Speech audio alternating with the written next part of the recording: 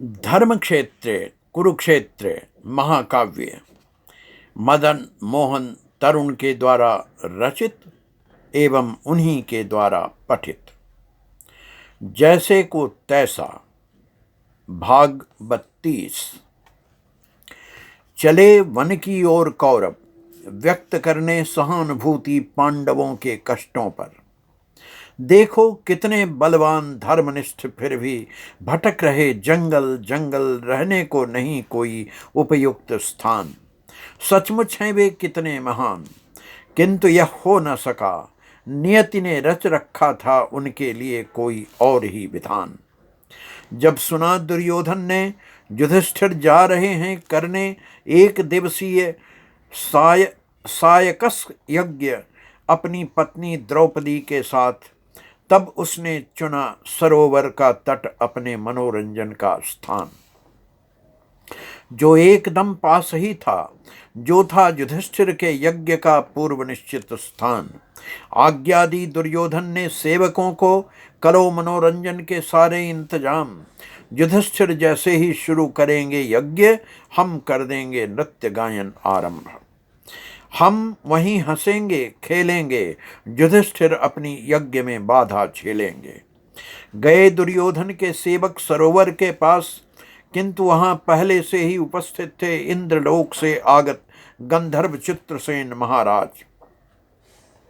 सदल बल अपनी अप्सराओं के साथ भगा दिया उनके सेवकों ने दुर्योधन के सेवकों को।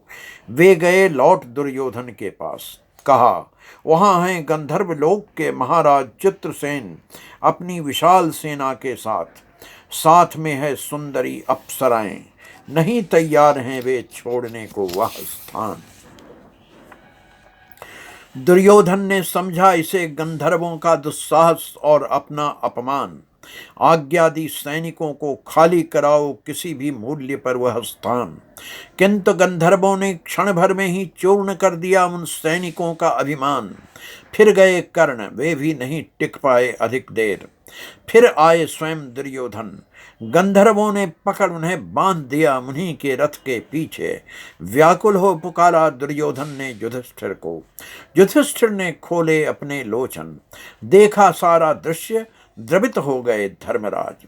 कहा भाइयों से मुक्त कर दो इनके बंधन, किंतु अन्य भाई नहीं थे दुर्योधन की रक्षा को तैयार। उन्हें याद आने लगा एक एक दृश्य, किस तरह हुआ था द्रौपदी का अकल्पनीय जघन्य अपमान। आज वही है कारण जिसके छल से ले लिया उनका सारा राज्य। वही है कारण जिससे वे भटक रहे वन वन। करना चाहिए था जो उन्हें स्वयं कर दिया गंधर्वों ने वही आज। सच तो यह है कि सब मान रहे थे गंधर्वों का आभार। कहा युधिष्ठिर ने, दीनहीन बन कर रहा है दुर्योधन पुकार। धूलिसात हो चुका है उसका गौरव, चूर्ण विचूर्ण हो चुका है उसका सारा अभिमान। देखो किस तरह रथ के पीछे बंधा वह कर रहा है चीत्कार। ऐसे में यदि हम कर दें उसकी सहायता, नहीं बढ़ जाएगा इससे उसका सम्मान। इसी बीच फिर आई चीत्कार दुर्योधन की, रक्षा करें महाबाहु युधिष्ठिर। गंधर्व कर रहे हैं हमारा अपहरण, कर दिया है इन्होंने हमें पूर्णतः असहाय। रक्षा करें, हम हैं आपकी शरण। सुनकर हंसे भीम, अर्जुन, नकुल, सहदेव। बोले चलो बचा दें उसे इस बार। बोले अर्जुन, गंधर्वों से छोड़ दें कौरवों को न करें उनका अपहरण। वे आ गए हैं हमारी शरण। किंतु नहीं हुए गंधर्व छोड़ने को कौरवों को तैयार। तब अर्जुन ने दी अपने धनुष पर टंकार। युद्ध में हारे गंधर्व तब माने गंधर्व। तब मिले अर्जुन से महाराज चित्रसेन, जो थे अर्जुन के घनिष्ठ मित्र। कहा उन्होंने हमें भेजा था देवराज ने यहाँ। महाराज इंद्र को स्वर्ग में ही मिल गई थी उत्पाती नीच कौरवों के यहाँ आने की सूचना। वे जानते थे आप सबको सताने की है उनकी योजना। इसीलिए देवराज ने मुझसे कहा, बांध कर ले आओ कौरवों को यहाँ, ताकि पांडव रह सकें सुरक्षित ससम्मानित वहाँ। तब किया युधिष्ठिर ने गंधर्वराज चित्रसेन का सम्मान, व्यक्त किया उनके प्रति अपना आभार।